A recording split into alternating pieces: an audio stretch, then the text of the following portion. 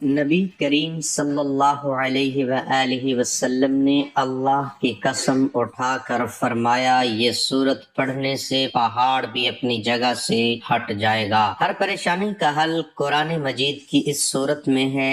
یہ ایک سچا وظیفہ ہے۔ بسم اللہ الرحمن الرحیم۔ محترم ناظرین، سورت کوثر کا بہت ہی پاورفل وظیفہ، آپ نے یہ وظیفہ صرف 3 دن کرنا ہے۔ صرف 3 دنوں کے اندر آپ کی جو بھی بڑی سے بڑی حاجت ہوگی، جس بھی مقصد کے لیے آپ اس وظیفے کو پڑھو گے، آپ کا وہ مقصد انشاءاللہ 3 دنوں کے اندر پورا ہو جائے گا۔ آپ کا مقصد کوئی بھی ہو، آپ کی حاجت جتنی مرضی بڑی ہو، آپ کی پریشانی کوئی بھی ہو، آپ جس بھی مقصد کے لیے اس وظیفے کو پڑھو گے، آپ کا وہ مقصد انشاءاللہ 3 دنوں کے اندر پورا ہو جائے گا۔ آپ نے یہ وظیفہ کسی بھی 3 دن یہ وظیفہ کرنا ہے، انشاءاللہ یہ وظیفہ کرنے سے آپ کی ہر جائز حاجت، آپ کی بڑی سے بڑی پریشانی ختم ہو جائے گی۔ آپ چاہے یہ وظیفہ اپنی شادی کے لیے کر رہے ہیں، آپ کی شادی نہیں ہو رہی اس لیے کر رہی ہیں،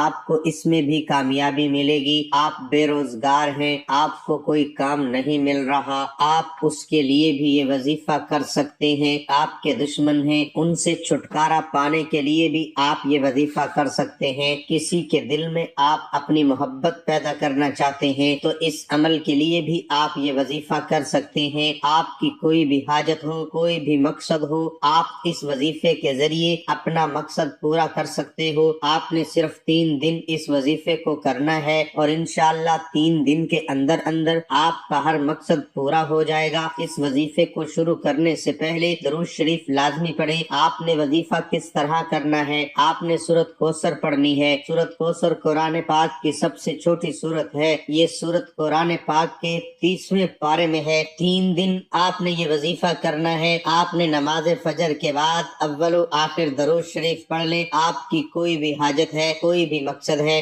اس کو ذہن میں رکھ کے آپ نے یہ وظیفہ کرنا ہے۔ وظیفہ کرتے وقت پورا دھیان آپ کا وظیفے پر ہونا چاہیے، دل میں کوئی بھی شک نہیں لے کر آنا، پورا دھیان وظیفے پر رکھ کے آپ نے یہ وظیفہ کرنا ہے۔ انشاءاللہ اس وظیفے کو کرنے کے بعد آپ کی اللہ سے مانگی ہر دعا قبول ہوگی۔ اس وظیفے کو پڑھنے کی ہر بھائی بہن کو اجازت ہے، اس کو پڑھنے کی کسی سے بھی اجازت لینے کی ضرورت نہیں ہے۔ محترم ناظرین، پاکی اور طہارت انسانی جسم کے لیے کتنی ضروری ہے، اس بات کا اندازہ آپ اس بات سے لگا لیں کہ اسلام میں صفائی کو نصف ایمان کہا گیا۔ یہ پاکی ہی ہے جس سے ہمیں اللہ کا قرب حاصل ہوتا ہے۔ یہیں کی تیاری کرتے تو پہلے وضو فرماتے، جیسے نماز کے لیے وضو کیا جاتا، گویا باوضو رہنے کی مشق کرتے رہیں یہاں تک کہ عادی ہو جائیں، کیونکہ آپ صلی اللہ علیہ وآلہ وسلم نے صرف عبادت سے وضو کرنے کا حکم نہیں دیا بلکہ ہر وقت وضو میں رہنے کا حکم فرمایا۔ اب باوضو رہنے کی طبی فوائد کا ذکر کرتے چلیں۔ آج سے 1400 سال قبل وضو کے جو فوائد ہمیں سرکار دو عالم صلی اللہ علیہ وآلہ وسلم سے ملے، آج سائنسدان طویل تحقیق کے بعد اس نتیجے پر پہنچے ہیں کہ وضو کے ارکان سے انسانی صحت پر کتنے خوشگوار اثرات مرتب ہوتے ہیں۔ جب ہم کلی کرتے ہیں تو ہمارے منہ میں موجود سارے وہ جراثیم جو دانتوں یا اس کے ارد گرد چھپے ہوتے ہیں وہ ختم ہو جاتے ہیں اور معدے تک نہیں پہنچ پاتے۔ اسی طرح کلی کرنے سے منہ کی کئی بیماریوں سے ہم بچے رہتے ہیں۔ پھر جب ہم ناک میں پانی ڈالتے ہیں تو تحقیق کے مطابق ناک کی صفائی بھی ہو جاتی ہے، اندر موجود کئی جراثیم کا خاتمہ بھی ہو جاتا ہے اور سانس لینے میں بھی کبھی کوئی دشواری نہیں ہوتی۔ اس کے بعد جب ہم چہرہ دھوتے ہیں تو وضو کے پانی سے چہرے پر ایک خوشگوار تبدیلی رونما ہوتی ہے، وہ کھل اٹھتا ہے اور نورانیت برسنے لگتی ہے۔ اس کے بعد ہم دونوں ہاتھوں کو کہنیوں تک دھوتے ہیں۔ سائنس کی تحقیق کے مطابق نمونیا جیسی بیماری انسان کے ہاتھوں سے پروان چڑھتی ہے، اور جب ہم وضو میں ہاتھوں کو دھوتے ہیں تو دونوں ہاتھوں کی صفائی بھی ہوتی ہے اور نمونیا جیسی بیماری سے بھی بچے رہتے ہیں، جبکہ خون کی روانی بھی جاری رہتی ہے جو انسان کو دل کے دورے سے بچاتی ہے۔ وضو کے دوران جب ہم پاؤں دھوتے ہیں تو دن بھر کی پاؤں کی جمی گرد صاف ہو جاتی ہے اور ہم تر و تازہ ہو جاتے ہیں۔ یوگا کے ماہرین کہتے ہیں کہ رات کو سونے ہونے سے قبل اگر انسان اپنے منہ، پیر اور دوسرے اعضاء کو ٹھنڈے پانی سے دھو لے تو سارے دن کی تھکن دور ہو جاتی ہے اور پرسکون نیند آ جاتی ہے۔ اس طرح چینی ماہرین کا ایک علم ریفلیکسو تھراپی بھی ایسا ہی علم ہے جس میں پانی کی بھوار سے انسان کو سکون مہیا کیا جاتا ہے۔ اس لیے تحقیق سے یہ ثابت ہو گئی کہ انسان جو 5 وقت وضو کرتا ہے تو اس کی ریفلیکسو تھراپی ہو جاتی ہے، جس سے اس کے اعصاب پر انتہائی مثبت اثرات مرتب ہوتے ہیں۔ اس لیے ہمیں چاہیے کہ ہم باوضو رہنے کی عادت کو اپنا لیں اور اس کے فیوز و برکات سے مستفید ہوں، اور جب ہم باوضو رہنے کے عادی ہو جائیں تو دوسروں کو بھی اس بات کی تلقین کریں تاکہ ہمیں اس کا بھی ثواب ملتا رہے۔ مجھے امید ہے کہ کافی لوگ آج سے ہی وضو میں رہنے کی مشق شروع کریں گے انشاءاللہ۔ محترم ناظرین، اب چلتے ہیں وظیفے کی طرف۔ حضور پاک صلی اللہ علیہ وآلہ وسلم نے اللہ کی قسم اٹھا کر فرمایا کہ اس ذات کی قسم ہے کہ یہ آیات پڑھنے سے پہاڑ بھی اپنی جگہ سے ہٹ جائے گا۔ آج ہم آپ کو ایک ایسا عمل بتانے جا رہے ہیں جو قرآن پاک کی یہ بہت ہی پیاری سورت کی آیات کا ذکر ہے۔ آپ لوگوں نے پڑھ کر اپنی کسی بھی مشکل کے لیے، کسی بھی مراد کے لیے، کسی بھی پریشان ان آیات کو پڑھ لینا ہے، پریشانی کو دور فرما دے گا۔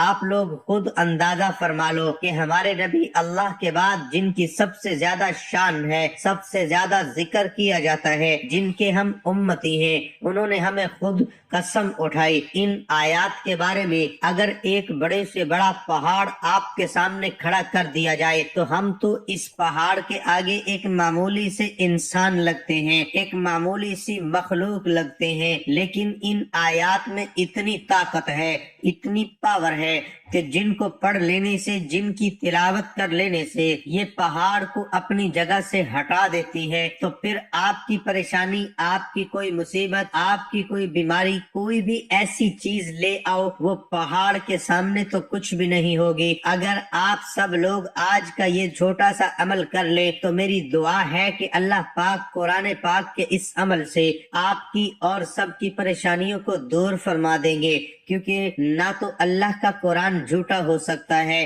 نہ نبی کا فرمان جھوٹا ثابت ہو سکتا ہے۔ لیکن ہم لوگ جن عاملوں کے پاس جاتے ہیں، جن عاملوں کے پاس پیسے دیتے ہیں، ان کو اپنا کام کروانے کے لیے، اپنی کسی بھی ضرورت کے لیے ان کے پاس پیسے دینے چلے جاتے ہیں، وہ لوگ جھوٹے ثابت ہو سکتے ہیں، لیکن نبی کا فرمان کبھی جھوٹا ثابت نہیں ہو سکتا۔ بدقسمتی سے ہم نے قرآن پاک کو کھولنا چھوڑ دیا ہے، ہم نے قرآن پاک کی تلاوت کرنا چھوڑ دی ہے۔ حالانکہ ہماری جتنی بھی مشکلات ہیں، جتنی بھی پریشانیاں ہیں، بیماریوں سے لے کر بڑی سے بڑی مصیبتوں تک جتنی بھی ہیں، وہ ساری کی ساری قرآن پاک کے اندر اس کا حل موجود ہے۔ قرآن پاک سے ہم سارے کے سارے مسائل کو حل کر سکتے ہیں، لیکن ہم نے قرآن پاک کو صرف گھر میں اونچی جگہ پر رکھنا مناسب سمجھ لیا ہے، قرآن پاک کو کھولنا مناسب نہیں سمجھا۔ قرآن پاک کی کشش آج بھی اس طرح موجود ہے جتنی صدیوں پہلے تھی۔ قرآن پاک جس طرح پہلے اپنے سننے والوں کو متاثر کرتا تھا، ان پر اثر ہوتا تھا، دلوں کی کیفیت کو بدل دیتا تھا، دلوں کے حالات کو بدل دیتا تھا۔ قرآن پاک کی تلاوت سننے سے آنکھوں سے آنسو بہنے لگتے تھے۔ آج بھی اسی طرح یہ اثر انداز ہو سکتا ہے، دلوں کی دنیا کو بدل کر ہماری ہر مشکل کو، ہماری ہر پریشانی کو، ہماری ہر حاجت کو، ہر مراد کو پورا کر سکتا ہے۔ قرآن پاک کو اس طرح سے پیش کیا جائے جس طرح اسے پیش کرنے کا حق ہے، مگر ہم لوگ اس طرح پیش کرنے سے محروم ہو چکے ہیں۔ قرآن پاک کی ایک سورت مبارک ہے، اس کی آخری جو 4 آیات ہیں ان کا آج ہم آپ کو یہ عمل بتائیں گے۔ نبی پاک صلی اللہ علیہ وسلم کے ایک صحابی ہیں حضرت عبداللہ مسعود رضی اللہ تعالی عنہ، وہ راستے سے جا رہے تھے، ایک ایسی جگہ سے گزر ہوا، وہاں پر ایک شخص موجود تھا جو انتہائی سخت مرض میں مبتلا تھا، پریشانی میں مبتلا تھا، یوں کہہ لیں کہ وہ زندگی میں پریشانی کی وجہ سے بہت مایوس ہو چکا تھا۔ تو نبی پاک صلی اللہ علیہ وسلم کے صحابی حضرت عبداللہ بن مسعود رضی اللہ تعالی عنہ فرماتے ہیں کہ اس شخص کے کان میں انہوں نے یہ آیات پڑھ دی، جیسے ہی یہ آیات پڑھی وہ اسی وقت ٹھیک ہو گیا، تندرست ہو گیا۔ نبی پاک صلی اللہ علیہ وسلم تک جب یہ بات پہنچی تو آپ صلی اللہ علیہ وسلم نے فرمایا کہ تو نے اس کے کان میں کیا پڑھا تھا؟ تو وہ صحابی فرمانے لگے، عرض کرنے لگے، اے اللہ کے رسول صلی اللہ علیہ وسلم، یہ آیات مبارکہ پڑھی تھی۔ اسی وقت رسول اللہ صلی اللہ علیہ وسلم نے فرمایا، قسم ہے اس ذات کی جس کے قبضے میں میری جان ہے، اگر کوئی آدمی جو یقین رکھنے والا ہو، جو بھروسہ رکھنے والا ہو، پورا یقین رکھتا ہو، اگر یہ آیات پہاڑ پر پڑھ دے تو پہاڑ اپنی جگہ سے ہٹ جائے۔ نبی پاک صلی اللہ علیہ وسلم نے فرمایا، اگر پورے یقین کے ساتھ وہ پڑھ لے تو پہاڑ بھی اپنی جگہ سے ہٹ جائے۔ سورۃ مؤمنون کی آخری 4 آیات ہیں جن کو آپ کسی بھی وقت اپنی مشکل میں، اپنی بیماری میں، اپنی پریشانی میں کسی بھی وقت پڑھ کر اللہ پاک سے دعا مانگ لیں، انشاءاللہ آپ کی ساری پریشانی، بیماریاں دور ہو جائیں گی۔ وہ 4 آیات مبارکہ یہ ہیں، بسم اللہ الرحمن الرحیم، افحسبتم انما خلقناکم عبثا وانکم الینا لا ترجعون، فتعالی اللہ الملک الحق، لا الہ الا اللہ هو رب العرش الکریم، ومن يدع مع اللہ الہا آخر لا برہان له به فانما حسابه عند ربه انه لا يفلح الكافرون، وقل رب اغفر وارحم وانت خیر الراحمین۔ سورۃ مؤمنون کی یہ آخری 4 آیات ہیں۔ اگر آپ اپنے کسی بھی مقصد کو لے کر پریشان ہیں، کسی بھی حاجت کو لے کر پریشان ہیں، اس بات کا یقین رکھ لیں کہ یہ آیات پہاڑ کو بھی اپنی جگہ سے ہٹا دیتے ہیں، پہاڑ کو بھی اپنی جگہ سے چھوڑنے پر مجبور کر سکتی ہے۔ آپ کی پریشانی، آپ کی بیماری، آپ کا کوئی مقصد، آپ کی کوئی مراد، آپ کی کوئی حاجت پہاڑ کے آگے کچھ بھی نہیں ہے، لیکن اگر یہ پہاڑ کو ہٹا سکتی ہے، آپ کی بھی ہر پریشانی کو، ہر بیماری کو، ہر مشکل کو اپنی جگہ سے ہٹا سکتی ہے۔ ان 4 آیات کو پڑھ کر اللہ سے دعا مانگ لیں، انشاءاللہ آپ کی ہر پریشانی دور ہو جائے گی۔ سب سے پہلے آپ نے ایک بار درود پاک پڑھنا، اس کے بعد سورۃ مؤمنین کی آخری 4 آیات 7 بار پڑھنی ہے، اس کے بعد 7 بار ہی آپ نے سورۃ کوثر پڑھنی ہے، انا اعطیناک الکوثر فصل لربک وانحر ان شانئک هو الابتر۔ پھر اس کے بعد ایک بار درود پاک پڑھنا ہے، آپ کا عمل مکمل ہو جائے گا۔ عمل پورا ہونے کے بعد آپ نے اللہ پاک سے گڑ گڑا کر سچے دل سے دعا مانگنی ہے، اے پاک پروردگار، اپنے لطف و کرم سے ہمیں بھی ان لوگوں میں شامل فرما لے جنہیں تو ہدایت فرماتا ہے اور وہ صراط مستقیم پر چلتے ہیں، جو توبہ کرتے ہیں اور جن کی توبہ کو تو قبول کرتا ہے۔ اے اللہ پاک، ہماری اولاد کو آنکھوں اور دل کی ٹھنڈک بنا دے اور روزگار میں، دسترخوان میں برکتیں عطا فرما، جنت الفردوس میں حضور سرور کائنات صلی اللہ علیہ وآلہ وسلم کا ساتھ عطا فرما۔ اے اللہ، تو نے بے شمار نعمتیں عطا کی، اے اللہ پھر بھی ہم نے تیری نافرمانی کی، تیری نافرمانی کے ساتھ گناہوں کی زندگی گزارتے رہے۔ اے اللہ ہم پر رحم و کرم فرما دے، اے اللہ ہماری مغفرت فرما، ہمارے ماں باپ کی مغفرت فرما، اے اللہ ہمارے دوست احباب کی مغفرت فرما جنہوں نے مصیبت کی گھڑی اور ضرورت کے وقت ہمارا ساتھ دیا۔ اے اللہ ہمارے محسنین کی مغفرت فرما، ہم سے محبت رکھنے والوں کی مغفرت فرما۔ اے اللہ جن لوگوں نے ہم سے دعاؤں کی درخواست کی ہے، اے اللہ جو لوگ ہمارے لیے دعائیں کرتے ہیں، جو ہم سے محبت رکھتے ہیں، خداوند اپنے فضل و کرم سے ان تمام کی مغفرت فرما دے، ان کی دنیا آخرت کی تمام حاجتیں پوری فرما دے۔ خداوند اپنے فضل و کرم سے ہمارے بیماروں کو شفا کاملہ عاجلہ عطا فرما۔ اے اللہ انہیں صحت و شفا عطا فرما۔ اے اللہ جو بے اولاد ہیں انہیں نیک اور صالح اولاد عطا فرما۔ اے اللہ ہماری اولاد میں صالحیت کے اوصاف پیدا فرما، آمین یا رب العالمین۔